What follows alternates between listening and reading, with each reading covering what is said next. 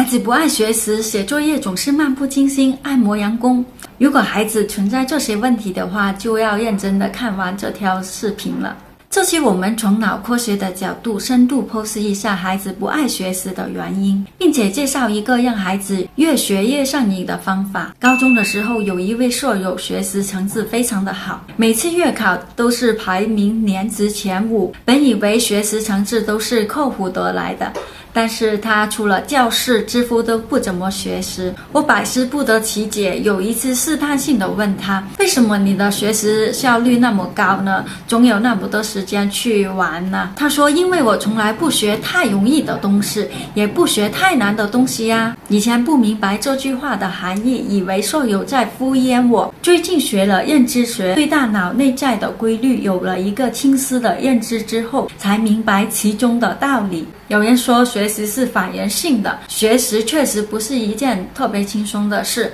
但为什么到了学霸那里，学习就变得非常的轻松呢？是他们的智商高吗？不是，因为他们知道自己的临界点在哪里，知道待在什么区域学习，可以获得持续不断的学习动力。美国心理学家诺尔迪奇把学习事物的等级分为舒适区、拉伸区跟恐慌区。心理学研究发现，人们的最佳学习区域是在拉伸区内。普通孩子学习要么待在舒适区，用固有的思维跟习惯去学习，怎么舒服就怎么来，因为没有心智的连结，很难获得实质的成长。要么就是把自己推到恐慌区，制定一堆跟自己能力不匹配的学习计划，最终被残酷的现实打败。我们的大脑里面有一个叫做报偿性神经系统的东西，当你做一件你感觉有趣的事的时候，它会进行自我褒奖，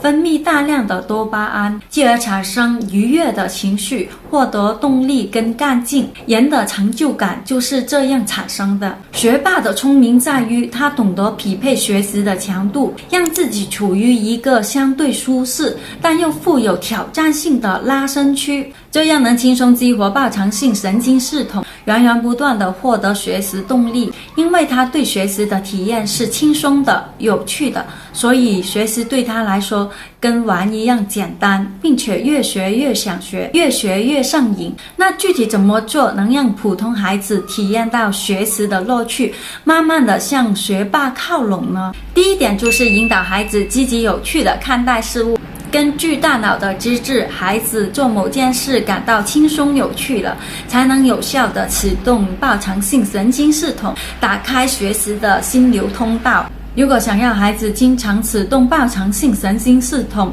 获得强大的内驱力，就要从小教孩子积极有趣的看待事物。比如孩子看到翩翩起舞的蝴蝶，他兴高采烈地告诉你，千万别泼孩子的冷水，而是用跟孩子情绪频率相当的话来评论这件事，让孩子感受被理解的同时，也能乐在其中。哇，这蝴蝶太可爱了，就像一个跳舞的仙女。然后顺便跟孩子聊聊毛毛虫化茧成蝶的美丽故事，引导他进一步思考探索。当孩子对某些事物或者某件事表达他的想法或者看法的时候，父母要用积极的话来评论，比如这个不错，看起来很好玩，好期待呀。这样做的话，感觉一定很棒。反正就是帮孩子寻找感动他的兴奋点，并不断地放大它，有效地激活报偿性神经系统，让孩子产生继续深入探究的热情。第二点就是引导孩子在拉伸区努力。数学一直是令我头疼的学科，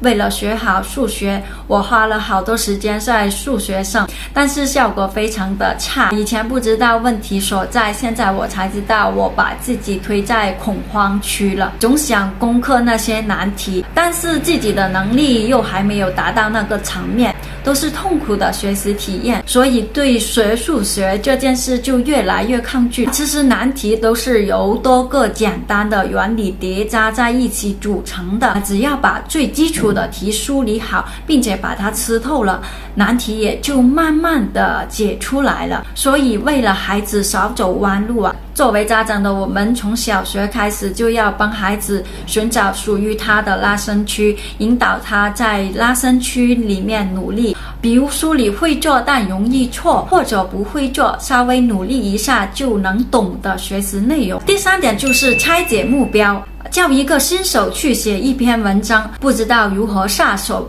感觉非常的难。但如果定好文章的大体方向，并写好标题，然后列几个小标题，然后一个小标题一个小标题的去填充内容，总能写出一篇比较满意的文章。学习也是一样，想要有好的成长，就要把目标拆解成一个个可以执行的小目标。任务拆解了之后，目标性更强了，学习的难度降低了，脑子能清晰地执行每一个指令，就能够保持一个高度专注的状态。当小目标一个接一个的被拿下，报偿性神经系统又会为你呐喊助威，分泌丰富的多巴胺，让你感受学习带来的满足感，从而获得持续不断的学习动力。人往往很容易高估自己的意志力，其实在强大的天性面前，意志力什么也不是。靠意志力来学习是不现实的，也是一件非常痛苦的事。所以想要孩子获得良好的成长，家长一定要想办法激活他的报偿性神经系统，引导他在拉伸区内学习。也许探寻阶段会比较难，但刻意的练习一段时间之后，拉伸区就像涟漪一样慢慢的扩大，之前的恐慌区也会慢慢的一点一点的延展成拉伸区，甚至变成舒适区。当心知那旧时，量变因此质变，孩子势必会发生锐变。好了，这期的分享就到这了，后面还会分享更多这方面的内容。关注我，每天学一点认知学跟心理学，跟孩子一起变得更优秀吧。我们下期见吧，拜拜。